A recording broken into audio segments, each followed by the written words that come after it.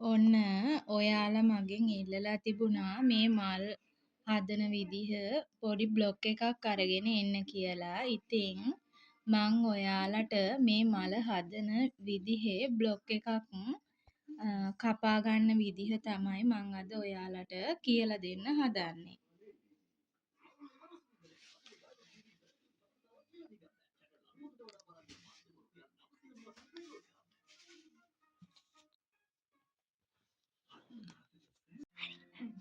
ඔන්න මේ වගේ අඩි රෝලක් අරගෙන අපි ඒකේ සෙන්ටිමීටර් පැත්තෙන් 12ක වගේ ප්‍රමාණයක් අරගෙන අපි සමචතුරස්‍රයක් ඇඳ ගන්න ඕන ඉස්සෙල්ලා.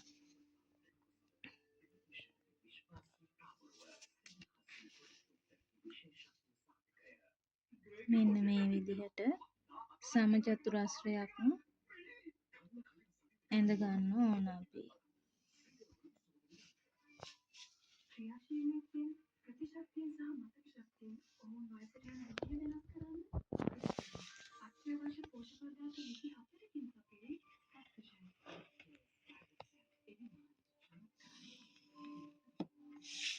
ඊට පස්සේ අපි මෙන්න මේ විදිහට ඇඳගත්ත සමචතුරස්‍රය අපි කපා ගමු. මේ ෆෝම් ෂීට් මල් කියන්නේ ඇත්තටම අපි දැන් මේ සෙන්ටිමීටර් 12ක් අරගෙන ඇඳගත්ත සමචතුරස්‍රය අපි කපා ගන්න ඕන.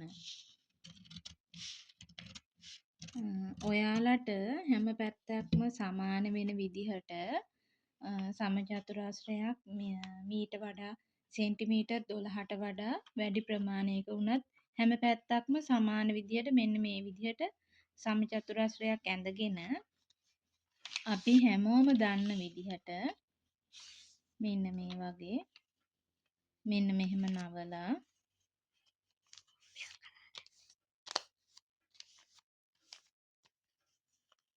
මෙන්න මේ විදිහට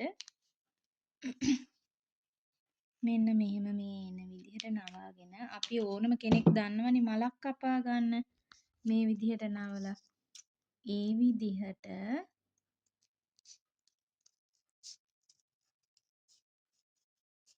මෙන්න මේ විදිහට නවාගත්ත කොලේ මෙන්න මේ විදිහට මල් පෙත්තක් හැඩයට හිටින විදිහට මෙන්න මෙහෙම කපා ගන්න.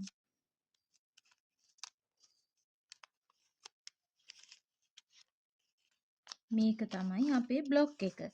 ඊට පස්සේ ඕනම කෙනෙක් දන්නවා මේ විදිහේ මලක් කපා ගන්න. මෙන්න මේ විදිහට මල කපාගෙන අපිට කඩේ ගන්න තියෙනවා එක එක විදිහේ ෆෝම් ෂීට්.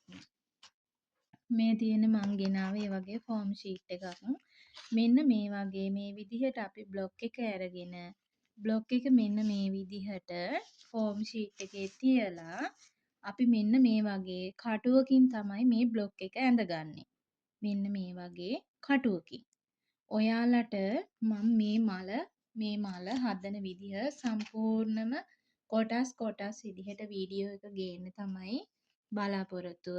ඉතින් ඔයාලා මගේ මේ බ්ලොග් එකේ මේ වීඩියෝ එක හොඳයි නම් ඔයාලා තව මගෙත් එක්ක ඉස්සරහට යන්න කැමති නම් මාව සබ්ස්ක්‍රයිබ් කරලා මගේ වීඩියෝ එක සම්පූර්ණයෙන්ම බලලා මට කමෙන්ට් එකක් දාන්න.